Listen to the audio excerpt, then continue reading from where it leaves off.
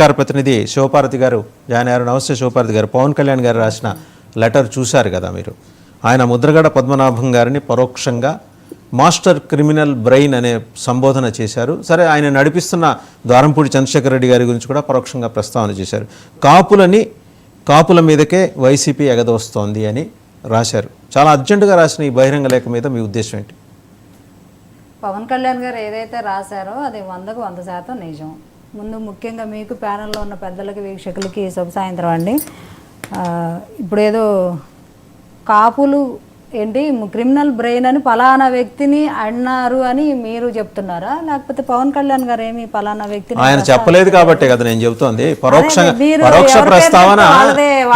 తూర్పుగోదావరి జిల్లా అల్లర్లలో ఎవరిని అరెస్ట్ చేశారు, ఎవరింటి మీద పోలీసులు దాడి చేశారు ఆ సందర్భంలో?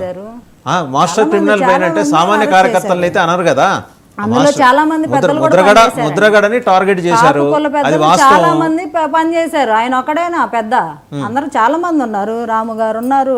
ఆ రోజు మీటింగ్కి వెళ్ళిన వాళ్ళు ఎప్పుడో దశాబ్దాల తరబడి కులం కోసం పనిచేసే బోల్డ్ మంది పెద్దోళ్ళు ఉన్నారు. జోగయ్య గారు ఉన్నారు. ముద్రగడ గారిని అంటున్నారని మీరు ఎలా ప్రస్తావిస్తారు?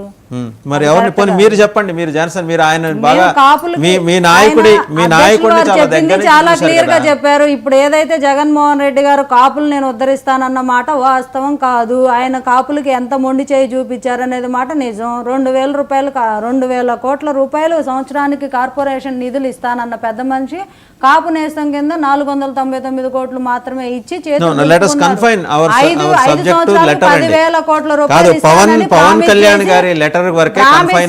అలా కాదండి.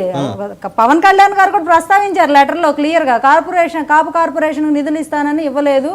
అలాగే ఈడబ్ల్యూఎస్ కోటాలో చేర్చిన కాపు రిజర్వేషన్ క్యాన్సిల్ చేసింది అతను కాపులకు ఇస్తానన్నది ఏదీ లేదు. కాపులు ఎక్కువగా ఉన్న ప్రాంతంకి వచ్చి నేను రిజర్వేషన్ ఇవ్వను అన్నా కూడా కాపులు ఓట్లు వేశారు అని ప్రస్తావించారు లెటర్ లో.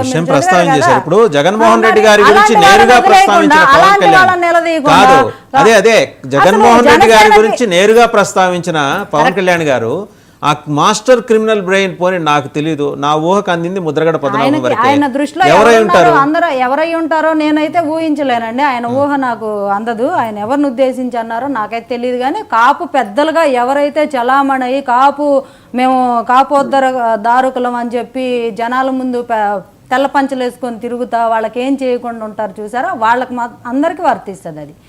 ఎవరైతే తెలుగుదేశం పార్టీ ఉన్నప్పుడే బయటకు వస్తారు కొంతమంది కాపు పెద్దలు. తర్వాత జగన్మోహన్ రెడ్డి రాగానే భజన లేఖలు వస్తూ ఉంటాయి బయటికి. అక్కడేం ఉండదు. ఉప్మా కోసమో లారీలు పెట్టారనో, మాకు ఉప్మా పెట్టించారనో, లేకపోతే వాళ్ళు నిలబడితే డబ్బులు పంచారనో చెప్పి ఏదో ఒక సామాజిక వర్గానికి వాళ్ళకి భజన చేయటం, లేకపోతే రాజశేఖర రెడ్డి గారి వాళ్ళ ఫ్యామిలీకి భజన చేయటం అలా చేస్తుంటారు. అది కరెక్ట్ కాదు కదా. ఇప్పుడు చంద్రబాబు నాయుడు ఉన్నప్పుడు తీసుకున్న ఉద్యమం జగన్మోహన్ రెడ్డి దగ్గర ఏమైపోయింది? ఉండాలి కదా. ఏది కార్పొరేషన్ నిధులు అని అడగాలి కదా, అడగలేదు. నిధుల గురించి మాట్లాడలేదు. అసలు కాపు ఉద్యోగుల గురించి ఏం మాట్లాడరు, అసలు ఉద్యోగాల గురించి మాట్లాడరు. అన్నిటికి సంబంధించి విదేశీ విద్యకు సంబంధించి ఆ విదేశీ విద్యలో ఎంతమంది కాపు విదేశాలకు వెళ్ళి నానా అవస్థలు పడుతున్న వాళ్ళు మాకు తెలుసు. చెప్పండి ఆవిడకి ఏంటండి ఎవరైనా అసలు ఇంతకు ఇండియాలో గురించి విశ్లేషణ మాట్లాడతారండి మీరు ముందు. అసలు ఇండియాలో చాలా బోల్డ్ మంది ఉన్నారు. అలాంటి విశ్లేషకులు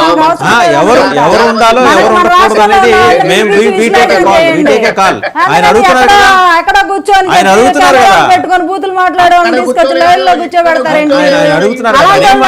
మమ్మల్ని వెళ్ళకుండా ఉండటం మంచిది. కాదు, ఆయన వీడియోలు బయట చూడండి ఎంత చండాలంగా మాట్లాడడానికి కాదు. పిలవద్దు అలాంటి వ్యక్తులు ఉన్నప్పుడు. ఆయన కూర్చొని ఆడో కెమెరా పెట్టుకొని బూతులు మాట్లాడుకుంటా వీడియోలు పెట్టుకుంటా సోషల్ మీడియాలో మాట్లాడారు. అలాంటి వాళ్ళని వద్దు. ఇక్కడ మాట్లాడారా శివపార్వతి గారు? ఆయన సబ్జెక్ట్ మాట్లాడుతున్నారు. ఆయనకి ఏదో డౌట్ వచ్చింది.